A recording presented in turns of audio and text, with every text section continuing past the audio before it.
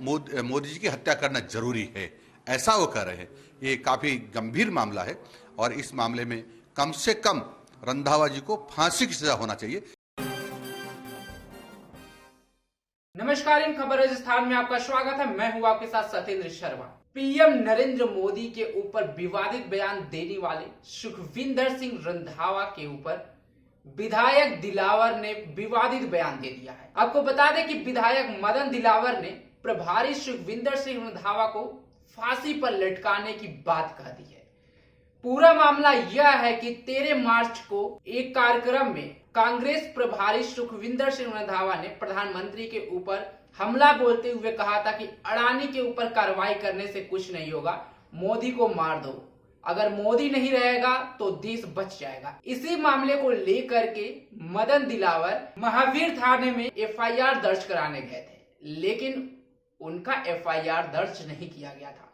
उसके बाद वह इस मामले को कोर्ट लेकर के पहुंचे और कोर्ट ने उनके इस मामले का संज्ञान लेते हुए पुलिस को आदेश दिया है कि इस प्रभारी सुखविंदर सिंह रंधावा के ऊपर मामला दर्ज किया जाए।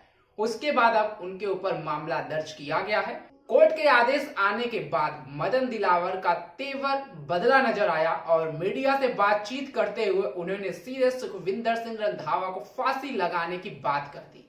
आप भी सुने मदन दिलावर का पूरा बयान, जिसमें वह प्रभारी को फांसी लगाने की बात कर रहे हैं। कांग्रेस के राजस्थान के प्रभारी सुखजिंदर सिंह रंधावा ने आज कुछ दिन पूर्व एक भाषण दिया था सभा में और कहा था कि मोदी जी का खात्मा कर दो, जब ही देश बचेगा।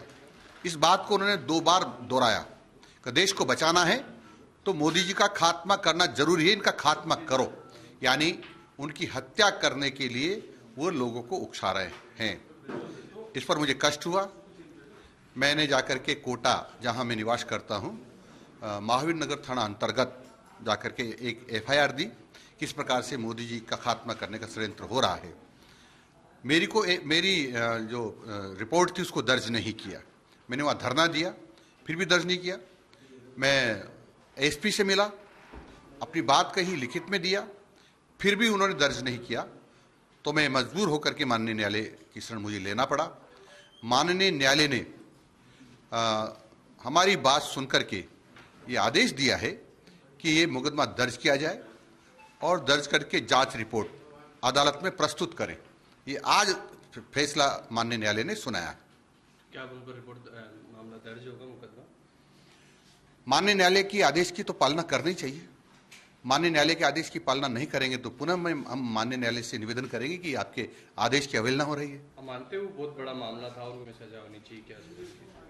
बहुत बड़ा मामला है, क्योंकि भारत के प्रधानमंत्री जी की हत्या करने का षड्यंत्र सुखजिंदर सिंह रंधावा रच रहे हैं और उनके लोगों को उकसा रहे हैं कि इनकी हत्या करो तभी देश बचेगा।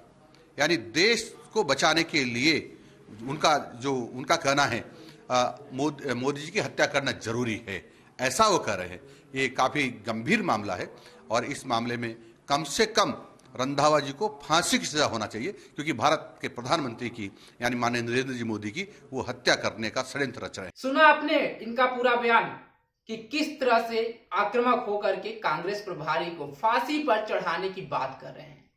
वैसे आपको बता दें कि प्रधानमंत्री मोदी के ऊपर आए दिन विपक्षी हमला करते रहते हैं और उनके ऊपर व्यक्तिगत वार से लेकर के गाली और क्या कुछ नहीं कहा जाता है।